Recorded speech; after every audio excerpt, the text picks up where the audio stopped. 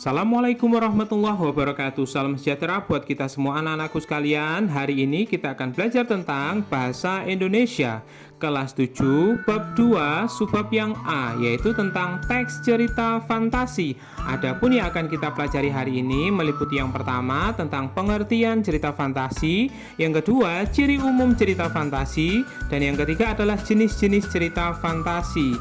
Nah, sebelum kita belajar tentang pengertian cerita fantasi, kita mulai dulu dari sebuah pertanyaan, apa itu cerita fantasi? Nah, untuk mengetahui apa itu cerita fantasi, maka saya akan membantu kalian dengan menampilkan beberapa gambar. Antara lain yang pertama, ini adalah cerita Naruto ya. Cerita Naruto adalah seorang pemuda yang di dalam tubuhnya bersemayam seorang makhluk yang sangat kuat bernama Kyuubi dan sekaligus menjadi kekuatan dari Naruto. Kemudian bagaimana dengan foto yang kedua?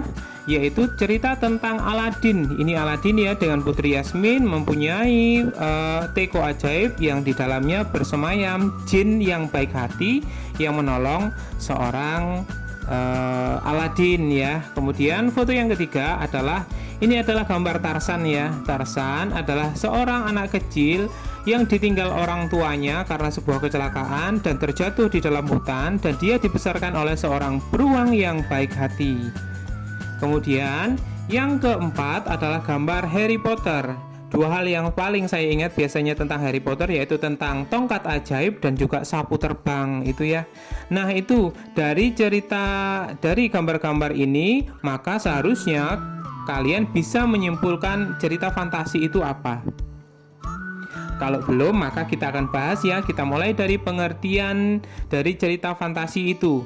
Menurut Kamus Besar Bahasa Indonesia, cerita itu sendiri artinya adalah tuturan yang membentangkan proses terjadinya suatu hal berupa peristiwa atau kejadian. Sementara fantasi mempunyai makna gambar atau bayangan dalam angan-angan, hayalan, atau daya untuk menciptakan suatu dalam angan-angan. Itu ya pengertian dari cerita maupun pengertian dari fantasi.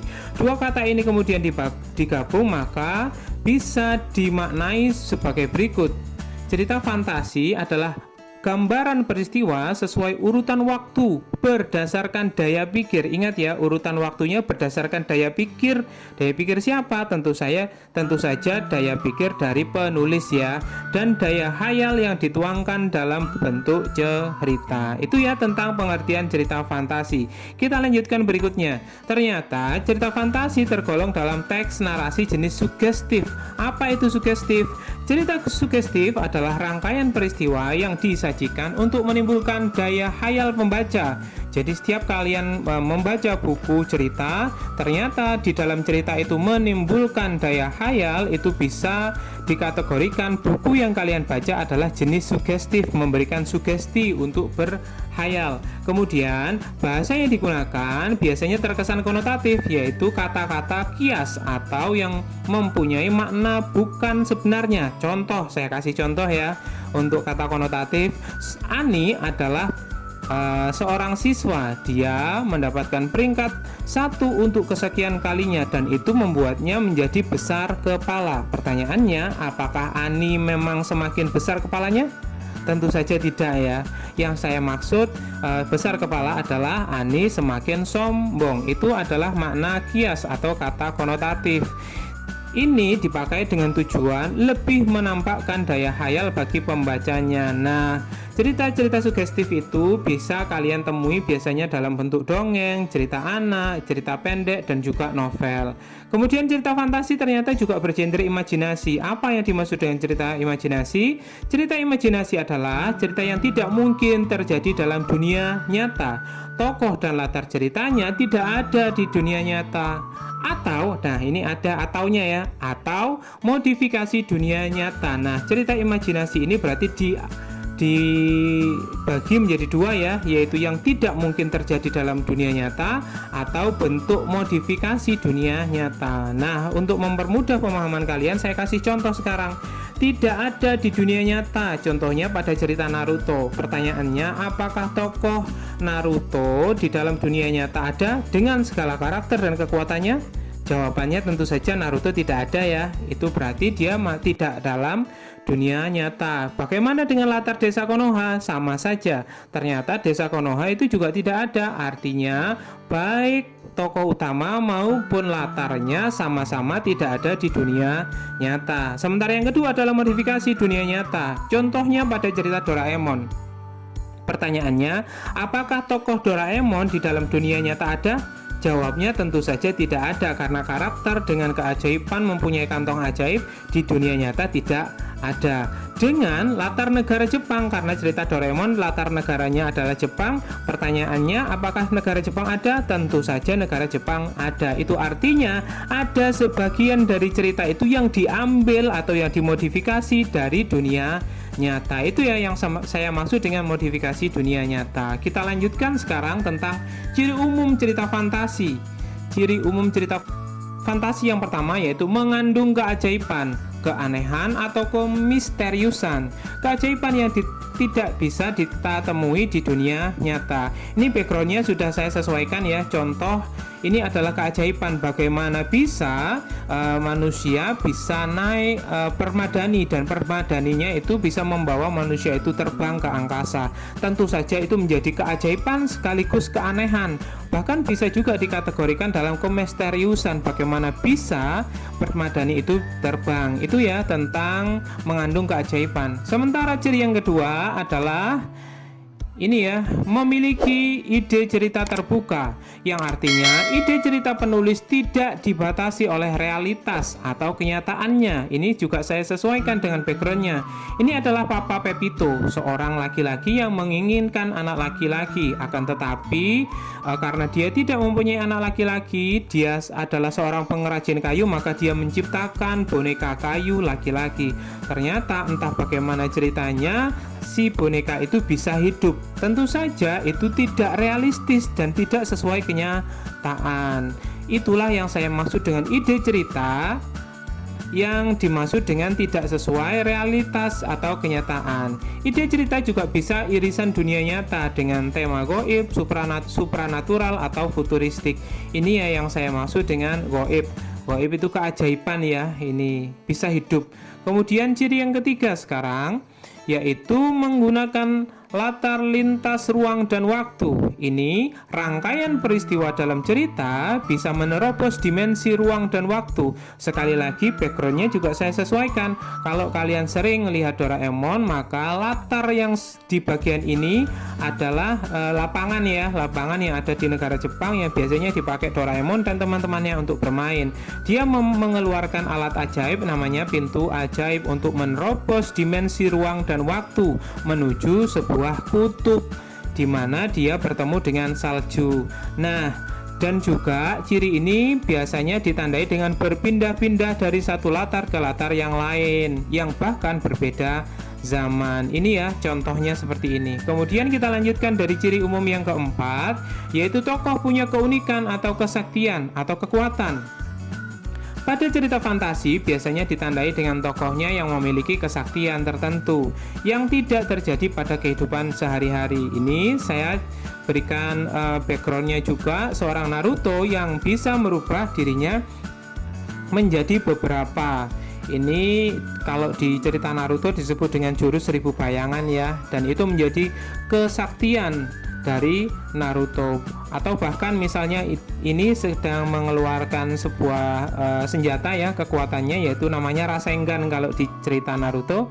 Itu juga menjadi kekuatan dari Naruto. Ini ya contoh-contoh cerita fantasi, ciri-cirinya. Kemudian yang kelima adalah cerita bersifat fiksi. Cerita fiksi bisa diilhami oleh latar nyata atau objek dalam kehidupan sehari-hari, tetapi diberi unsur khayalan dan imajinasi oleh penulis. Maksudnya gimana? Ini saya kasih contoh.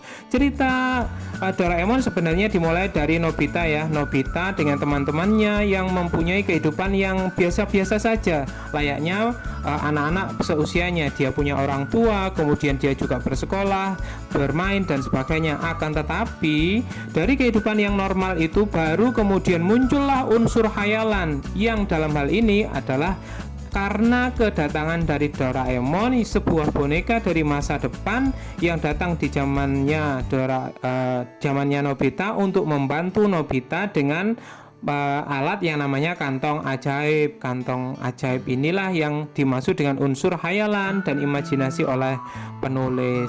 Kemudian ciri-ciri berikutnya adalah yang keenam, bahasanya. Ciri cerita fantasi berikutnya adalah pemakaian bahasanya yang variatif dan juga ekspresif dan menggunakan ragam percakapan sehari-hari, bukan bahasa formal. Ini saya contohkan adalah Tarzan. Sekali lagi, cerita Tarzan adalah seorang anak kecil yang jatuh dari helikopter karena sebuah kecelakaan, kemudian ditemukan oleh beruang dan kemudian dirawat sejak kecil. Di dalam cerita Tarzan, bahkan hewan-hewan ini bisa berkomunikasi layaknya seperti manusia, tetapi tidak meninggalkan karakternya masing-masing. Saya contohkan ya, yang saya maksud dengan variasi bahasa dan ekspresi. Misalnya sosok ular. Ular ini bisa berkomunikasi layaknya manusia, akan tetapi dia tidak meninggalkan karakternya, yaitu berupa ular. Biasanya setiap kali berbicara di sela-selanya selalu ada desisan layaknya seperti ular pada umumnya, atau bahkan misalnya harimau. Harimau kan suaranya berat, bahkan mengaum. Di sela-sela dia berbicara, kadangkala juga dia mengaum atau menggeram. Itu ya contoh-contoh bentuk komunikasi bahasa yang variatif dan ekspresif. Kemudian kita lanjutkan pada jenis-jenis cerita sekarang. Saya membaginya menjadi dua ya, berdasarkan latar ceritanya. Latar cerita yang pertama adalah cerita fantasi sezaman. Ini adalah cerita yang menggunakan latar satu zaman saja. Contohnya cerita fantasi masa kini saja, jadi settingnya hanya masa kini saja, atau cerita fantasi masa lampau saja, atau cerita fantasi masa depan saja yang disebut dengan futuristik. Jadi hanya satu zaman saja. Ini saya contohkan misalnya Aladin. Dia tinggal di sebuah negara di Timur Tengah dan setting latarnya memang hanya di satu zaman tersebut, tidak antar zaman. Itu ya yang saya maksud dengan cerita fantasi sezaman. Kita lanjutkan yang kedua. Cerita fantasi lintas waktu adalah cerita yang menggunakan dua latar waktu yang berbeda. Contohnya masa kini dengan masa lampau, atau masa kini dengan masa depan, atau sebaliknya masa depan dengan masa kini. Ini saya contohkan adalah sebuah cerita. Ini seorang kakek yang seringkali yang hidup dengan cucunya di zaman sekarang. Kemudian si kakek ini biasanya suka menceritakan hikayat-hikayat. Itu adalah cerita di masa lampau tentang hewan-hewan kepada cucunya. Itu berarti si kakek yang tinggal sekarang dengan menceritakan hikayat di masa lampau di dalam satu buku cerita, itu artinya menunjukkan cerita itu termasuk cerita fantasi lintas waktu, yaitu di zaman sekarang di masa lampau. Itu ya yang dimaksud dengan cerita fantasi lintas waktu. Kemudian jenis cerita fantasi sekarang berdasarkan kesesuaian dalam kehidupannya. Saya membaginya menjadi dua. Yang pertama adalah cerita fiksi total. Ini adalah ceritanya berisi imajinasi pengarang yang semua bagian dalam ceritanya tidak terjadi dalam kehidupan nyata. Saya ulangi ya, semua bagian ceritanya tidak terjadi dalam kehidupan nyata. Entah itu baik nama objeknya, latar cerita, ataupun tokohnya. Semua adalah rekaan dan imajinasi dari penulis saja. Seperti yang saya contohkan di dalam background ini adalah cerita Naruto. Narutonya juga tidak ada, teman-teman tokoh di dalam dunia nyata juga tidak ada, termasuk desa Konoha juga tidak ada. Itu berarti masuk dalam kategori cerita fiksi total.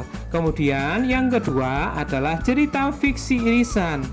Ceritanya berisi imajinasi pengarang juga. Bedanya adalah yang sebagian ceritanya masih menggunakan nama-nama objek dalam kehidupan nyata, seperti nama tempat yang ada di dunia nyata atau peristiwa pernah terjadi pada dunia nyata. Ini saya ambil backgroundnya, contohnya adalah Doraemon ya, karena dia mempunyai latar dunia nyata yaitu negara Jepang. Termasuk nama-nama kota juga cerita dalam Doraemon juga diambil dari nama-nama kota yang ada di Jepang sesuai di dunia nyata. Itu ya tentang cerita fiksi irisan. Kita sampai pada penghujung materi tentang teks cerita fantasi. Semoga apa yang kita pelajari hari ini bisa mendapatkan manfaat juga ilmu pengetahuan yang baru buat kalian. Ada kurang lebihnya saya mohon maaf. Wassalamualaikum warahmatullahi wabarakatuh. Terima kasih.